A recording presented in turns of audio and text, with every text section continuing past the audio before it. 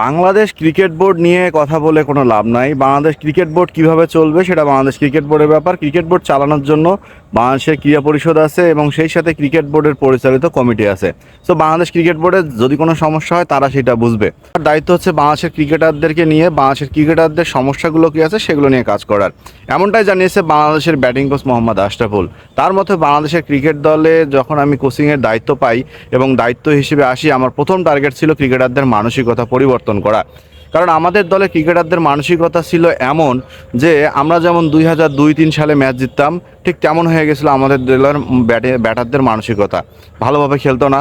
হ্যাঁ, যদি 2-1টা ম্যাচ ভালো খেলতো, সেই 2-1টা ম্যাচ দিয়ে তারা আরও 10টা ম্যাচ খেলার চিন্তা করতো। ব্যাটারদের কোনো ভালো পজিশন ছিল না। ব্যাটাররা কোন দিকে খেললে কিভাবে খেলবে, পরিস্থিতি কিভাবে সামাল দিবে, হ্যাঁ, ব্যাটারদের শর্ট খেলার প্রবণতা, সব কিছু একটা এলোমেলো ছিল। যেগুলো নিয়ে আমি কাজ করছি, কাজ করার পর বাংলাদেশ ক্রিকেট দলের ব্যাটারদের মানসিকতা অনেকটাই পরিবর্তন হয়ে গেছে। আপনারা হয়তো লক্ষ্য করছেন, পরপর যখন কয়েকটা সিরিজ খেলা হয়েছে, সেই সিরিজে আমাদের কিন্তু ওপেনাররা খুব ভালো করছে, মিডল অর্ডারও এসেও আমাদের ভালো করছে। ধীরে ধীরে আরও তারা ভালো করবে যদি তারা নিজেদেরকে সময় দেয়, পরিশ্রম করে এবং সেই পরিশ্রমের মধ্য দিয়ে তারা তাদের ভালো যে জিনিসটা আছে সেটাকে নিতে পারে।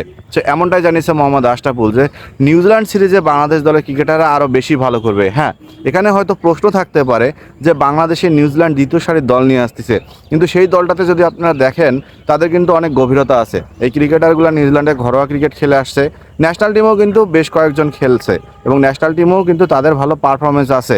পেসাররা কিন্তু ন্যাশনাল টিমেরই ক্রিকেটার। হইতে পারে তাদের প্রথম শ্রেণীর বা প্রথম সারির কয়েকজন ক্রিকেটার নাই, হেভিওয়েট ক্রিকেটার নাই, যেটার বড় ধাক্কা হচ্ছে আইপিএল এবং পিএসএল। সো এই দিক থেকে নিউজিল্যান্ডকে দ্বিতীয় সারির দল আপনারা বলছেন, কিন্তু আমার কাছে নিউজিল্যান্ডকে দ্বিতীয় সারির দল মনে হয় না। কিন্তু টিমটা নিউজিল্যান্ড, তারাও চাইবে বাংলাদেশের মাটি শেষে ভালো করার, আর নতুন ক্রিকেটাররা চাইবে পারফরমেন্স করে দলে ঢোকার। সো তারা কখনোই বাংলাদেশকে ছোট করবে না। সো বাংলাদেশের যারা ক্রিকেটার আছে, বিশেষ করে সাইফ হাসান, লিটন কুমার দাস, সৌম্য সরকার, তাওহিদ হৃদয়, বাংলাদেশের যে ব্যাটারগুলো আছে, এদের প্রবণতা আছে রান করার। এরা চায় এখন রান করতে, এরা চায় এখন ভালো খেলতে। আমাদেরও অনেক ক্রিকেটার আছে যারা পিএসএল খেলতেছে, যদিও তারা এসে ওডিআই খেলবে, এরপর টি-20 থেকে চলে যাবে। টি-20তে আমরা কিছু নতুন ব্যাটারদেরকে বাজিয়ে দেখতে পারবো।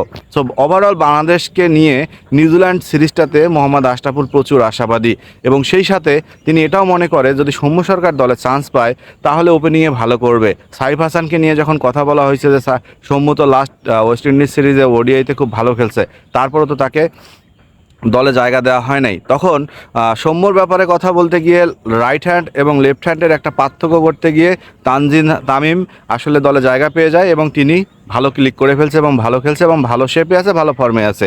সেটা যদি তিনি ধরে রাখতে পারে তাহলে অবশ্যই ভালো করবে। এবং সেই সাথে সাইফ হাসানের যে একটা ব্যর্থতা আমরা দেখছি, সেটা কাটানোর জন্য সাইফ সুযোগ পাবে এবং যে প্লেয়ারটা সুযোগ পাবে তাকে আসলে পর্যাপ্ত সুযোগ দিয়েই দেখা দরকার। একটা দুইটা ম্যাচ বা একটা সিরিজ সুযোগ দিয়ে তাকে আসলে বাস পড়ার মতো ফেলে দিয়ে কোনো লাভ নাই। এ কারণেই বাংলাদেশের ক্রিকেটারদের যেভাবে মানসিকতার পরিবর্তন আসছে, খেলায় পরিবর্তন আসছে, ক্রিকেটাররা যেভাবে পরিশ্রম করতেছে, এই জিনিসগুলো নিয়ে যদি ক্রিকেটাররা থাকে তাহলে বাংলাদেশও ভালো সময় আবার ফিরে পাবে।